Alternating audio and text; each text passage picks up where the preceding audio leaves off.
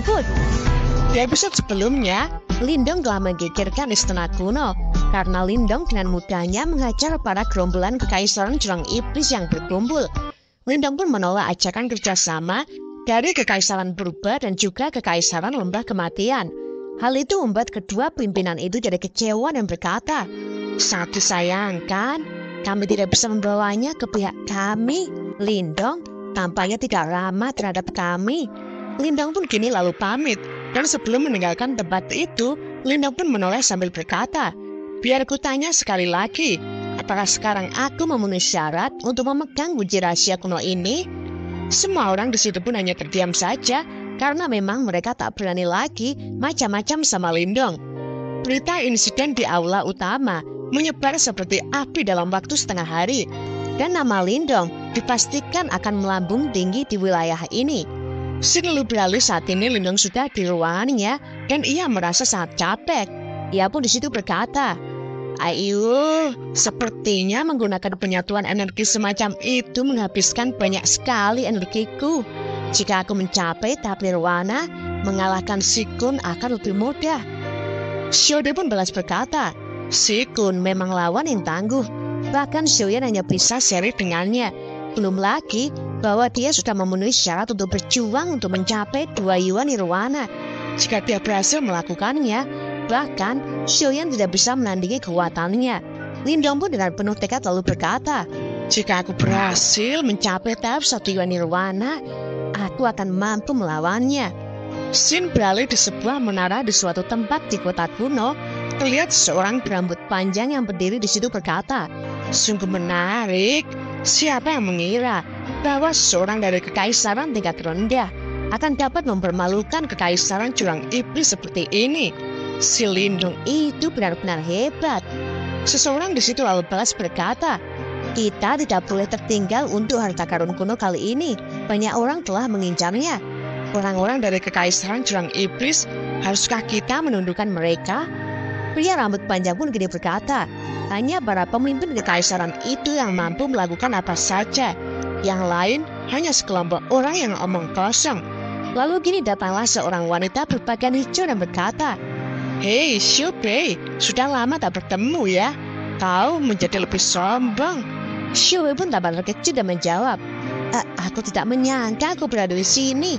Apa kau kesini untuk kunci rahasia kuno juga?" Dan ternyata itu adalah Mo Hongling. Dan ia pun lanjut berkata, "Tenanglah, hanya aku yang datang. Harta karun lainnya telah menarik perhatian mereka. Mereka semua terlalu sibuk untuk datang kemari. Selain itu, harta karun adalah prioritas keduaku, karena target utamaku adalah Lindong." Xiu pun berkata, "Lindong ya? Betapa sialnya dia memiliki seorang sepertimu sebagai musuhnya." Hongling pun balas berkata, "Aku dengar beberapa orang telah tiba dari wilayah barat daya. Aku yakin mereka kemari untuk harta karun kuno juga. Mereka akan merepotkan. Rumor mengatakan bahwa mereka semua pada tingkat nirwana." Pandangan Xiu Bei pun langsung serius dan berkata, "Menarik sekali. Tapi ini adalah wilayah barat laut. Terlepas dari seberapa kuat mereka, mereka harus menjaga perilaku mereka di sini." Di hari ke-6, Lindong di istana kuno, terlihat Lindong memasuki sebuah gerbang. Dan ternyata ia sedang melihat Xiaoyan yang berlatih dengan sangat keras. Lindong pun berkata, "Kau benar-benar maniak berlatih ya, Xiaoyan. Kalau begitu, ayo berangkat." Sebuah altar yang memungkinkan transportasi ke tempat harta karun kuno terletak di tengah istana kuno. Dan kini keempat pemegang kunci telah datang di altar. Seorang wanita yang bersama pria di situ berkata, "Itu Lindong, orang yang mempermalukan kekaisaran jurang iblis itu ya." Hong Zhong pun berkata, "Hei, saudara Lindong, sekarang kita semua di sini. Mari kita menuju harta karun kunonya. Semua orang pasti bersemangat untuk masuk ke dalam." Sementara Sikun yang masih dendam dengan Lindong pun berkata, "Bocah, aku tidak akan membiarkanmu meninggalkan dimensi harta karun kuno hidup-hidup." Lindong pun dengan tenang balas berkata, "Hei, memang itulah yang seharusnya kau katakan." Hong Zhong langsung menengahi, "Sudah, ayo kita mulai." Gelombang cahaya tersebar sebelum menutupi seluruh altar. Aliran cahaya kuno di altar bergerombol dan membumbung ke langit. pilar cahaya dengan dimensi yang tak terlihat, membuka gerbang kuno yang bercahaya. Ketika gerbang dibuka, seluruh kota menjadi menggila. Semua orang bergegas masuk ke gerbang yang sangat besar itu. Lindong memasuki gerbang bersama dengan kerumunan. Mereka segera tenggelam oleh daya tarik yang luar biasa dari segala arah. Tanpa basa-basi, Lindong menutupi tubuhnya dengan kekuatan Yuan. Mereka akhirnya tiba di tujuan mereka setelah beberapa waktu. Lindong yang saat ini sudah memasuki dimensi kuno pun berkata, apakah ini dimensi harta karun kuno? Dunia ini sudah hancur. Tempat ini mungkin akan lenyap tanpa sisa setelah 100 tahun. Dan tiba-tiba saja, Lindong pun kini dikejutkan oleh sesuatu. Karena ia saat ini melihat beberapa orang yang terseret di dalam pasir. Shuri pun seketika berteriak, hati-hati, ini adalah retakan waktu. Jika kau terhisap di dalamnya, bahkan mayatmu pun tak akan tersisa. Setiap orang yang memasuki dunia ini telah mendarat di lokasi yang acak. Banyak dari mereka bahkan tidak akan bertahan di ronde pertama seperti yang terlihat. Lindong pun segera mengajak untuk mencari harta karun. Lindong dan rombongannya terbang selama lebih dari setengah jam. Mereka pun melihat, tampaknya ada sesuatu di tengah padang pasir itu. Lindong menjadi terkejut karena itu adalah mayat. Shuri pun lalu berkata, ini milik seseorang yang gagal pada kesengsaraan nirwananya. Sepertinya sih kesengsaraan nirwananya yang ke-6. Lindong menjadi kaget dan berteriak, kesengsaraan ke-6-nya? Apakah gurun ini ada karena dia? Shuri pun berkata, sepertinya dia gagal menekan api nirwana di dalam tubuhnya. Api nirwana membakar semuanya dalam 1000 mil pasir kuning. Simbol gelap kuno tampaknya bisa membaca informasi mayatnya. Lindong pun lalu berkata, kesengsaraan nirwana benar-benar kuburan bagi para praktisi nirwana. Meskipun dia praktisi tahap 6 Yuan nirwana, dia akan kesulitan untuk melawan arus waktu. Lindong pun kini menemukan sebuah bola kecil yang bercahaya.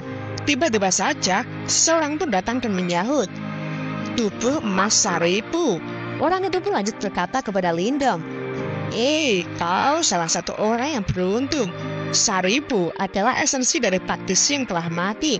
Akan meningkat secara signifikan jika kau dapat memurnikan dan menyerapnya. Kau mengambil barang berharga seperti itu tepat di depanku. Lindong pun menyahut, apa kau tertarik dengan item ini juga? Sambil terlihat, Xiaoyan pun mulai menggerakkan tangannya. Orang itu pun balas berkata, bukankah kau akan melawanku jika aku berkata iya kepadamu? Lindong pun hanya tersenyum seolah berkata, apalagi yang bisa kulakukan? Orang itu pun lanjut berkata, gak usah khawatir. Meskipun tubuh emas Saripu memang berharga, itu bukan sesuatu yang harus kuambil. Namun, kau masih belum memenuhi syarat untuk berada di ranking nirwana. Walaupun kau benar-benar hebat karena bisa mencapai sejauh ini di medan perang kuno.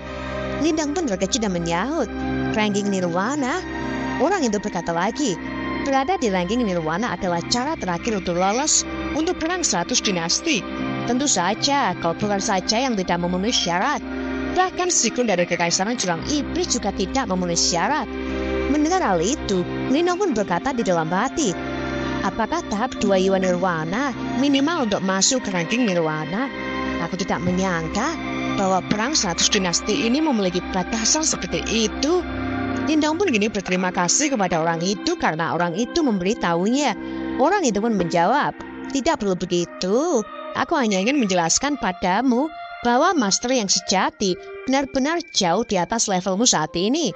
Lindong pun dengan santainya menyahut, jika aku takut, aku akan menjalani seluruh hidupku sebagai orang biasa saja. Orang itu melanjut berkata, itu terserahmu. Aku telah mendengar banyak perkataan yang sama, tapi pada akhirnya mereka menjadi orang yang biasa saja. Aku Yansen, sampai jumpa lain kali. Jika ada harta yang benar-benar kuinginkan, aku tidak akan melepaskanmu dengan mudah seperti ini. Orang itu pun lalu pergi meninggalkan Lindong. Lindong pun gini berkata, orang ini sepertinya aku harus cepat untuk naik ke tahap nirwana secepat mungkin. Sungguh menyebalkan jika dipandang rendah seperti ini. Ayo kita pergi, aku harus mempersiapkan untuk menerobos. Shuri pun langsung menyahut, apakah sudah tahu di mana pil nirwana yang banyak berada? Mereka yang kini sudah terbang pun di situ. Lindong berkata, ya, mayat itu memberiku beberapa informasi rahasia. Harusnya sih ada banyak pelir warna di depan. Lindong pun akhirnya merasakan tempat yang dia cari, dan ia pun mendarat dan berkata, seharusnya di sini. Ini tempat yang diberitahu kepadaku, yaitu Sungai Pil. Xiaode yang melihat tempat itu langsung berkata, membentuk sungai dengan pelir warna, sungguh kekayaan yang hebat. Sedangkan Lindong pun berkata, bahkan jika aku mengisi diriku dengan pelir warna ini, aku bahkan tidak akan mampu menyerap 10.000 dari sungainya. Lindong pun tak sabar dan segera mengajak mereka untuk segera mendekat. Tapi tiba-tiba saja muncul seorang yang langsung menyerang. Lindong pun segera bersiap untuk menahannya. Xiaode pun seketika berteriak, ini adalah jiwa pil mati. Lindong menjadi terkejut. Jiwa pil mati? Xiaode pun lanjut berkata, ketika mayat yang dimasukkan ke sungai pelir warna di mana mereka direndam, terbentuklah makhluk seperti ini yang tidak memiliki kecerdasan apapun. Aku tidak tahu berapa banyak jiwa pil mati yang ada di sungai ini. Akan sulit bagimu untuk menyerap kinirwana di sini. Belum lagi, kinirwana di sini terlalu padat. Kau akan merasa sangat kesulitan untuk menyerapnya, bahkan dengan bantuan simbol pelat kuno. Lindong pun lalu mengatakan, ada tempat pelatihan jauh di atas sungai yang ditinggalkan oleh beberapa sekte kuno. Formasi di sana mampu melancarkan kinirwana dan juga melindungi terhadap gangguan para jiwa pil mati. Xiaode pun menyahut, sepertinya kau telah mendapatkan cukup banyak informasi dari mayat itu. Lindong pun kini telah sampai di tempat itu dan dia berkata, kita sampai. Setelah kita aktifkan formasi tersembunyi di platform, perisai yang kuat akan terbentuk. Tempat ini dibangun untuk berlatih para murid sekte kuno. Xiaode pun menyahut, sepertinya kita harus menyingkirkan beberapa masalah terlebih dahulu. Karena tiba-tiba saja kini muncul sekelompok orang yang langsung berteriak, hei, tempat ini baru saja diduduki oleh Kekaisaran Elang Langit. Aku memberi kalian berdua waktu 10 detik untuk pergi. Puluhan orang berada di salah satu sisi platform latihan kuno. Tatapan sombong mereka mengarah ke Lindong. Pemimpin Kekaisaran Elang Langit yang bernama Wang Li pun di situ lanjut berkata, alah, kukira siapa? Ternyata Lindong yang dikosupkan itu ya. Aku menghargaimu karena kau bisa menemukan tempat ini. Tapi mulai sekarang, Kekaisaran Elang Langit akan mengambil alih tempat ini. Silakan pergi ke tempat lain. Lindong pun menyahut, apa kalian tidak tahu tentang siapa cepat dia dapat, Wang Li pun berkata lagi, satu-satunya hal yang aku akui adalah kekuatan dan kemampuan yang kuat. Bocah, aku memberimu kesempatan karena kau telah melalui perjalanan yang sulit sejauh ini. Aku tak punya pilihan selain memberimu pelajaran jika kau tak mau mundur. Wang Li pun di dalam hati berkata, aku telah mendengar cerita tentang Lindong, tapi tidak ada yang perlu ditakutkan. Kekuatanku melebihi kekuatan tahap 1 Yuan Nirwana.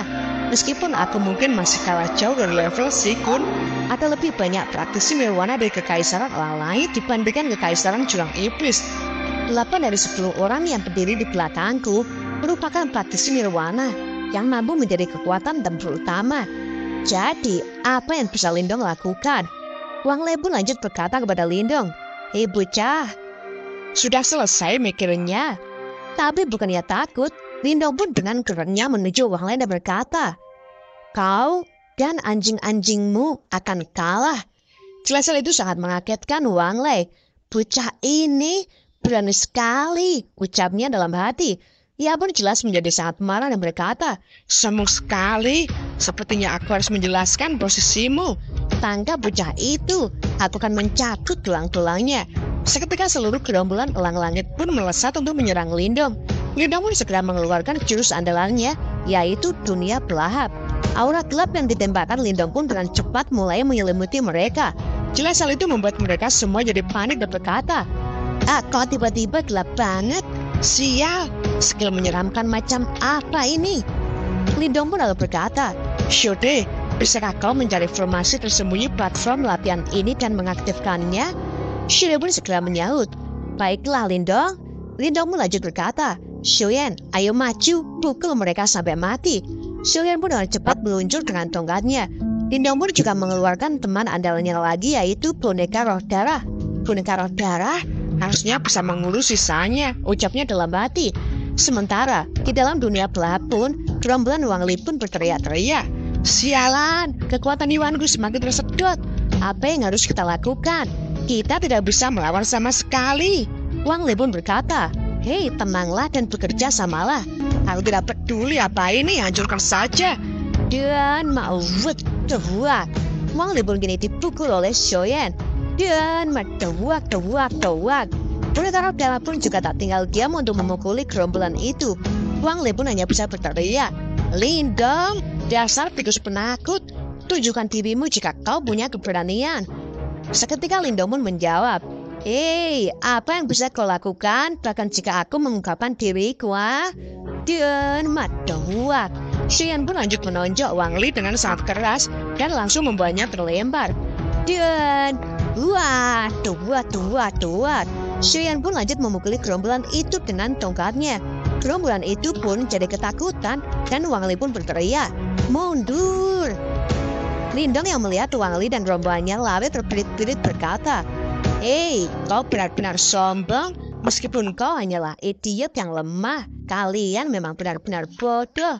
Jelas perkataan itu membuat Wang Li jadi sangat marah dan langsung berkata, "Sialan, atur formasi.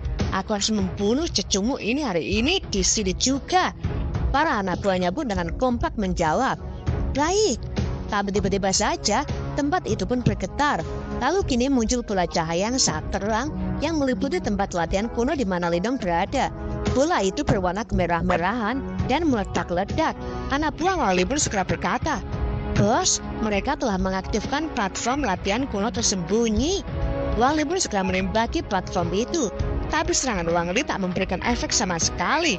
"Sialan, formasi pertahanannya terlalu kuat. Tidak mungkin kami bisa menerobosnya," ucapnya. Ia pun lanjut berkata, "Jaga tempat ini. Cepat atau lambat mereka akan meninggalkan formasinya. Kirimkan pesan pada sekutu kita dan kekaisaran jurang iblis juga." Wang Li dengan wajah bonyok dan gigi bukan pun kini berteriak, "Ketika cucumu itu keluar, aku akan menyiapkan hadiah terbesar untuknya." Dan cerita pun bersambung. Oke teman-teman, terima kasih sudah nyimak cerita kalian sampai habis. Semoga teman-teman terhibur. Jangan lupa terus dukung channelnya agar terus berkembang ya. Dan sampai jumpa di episode selanjutnya. Assalamualaikum warahmatullahi wabarakatuh.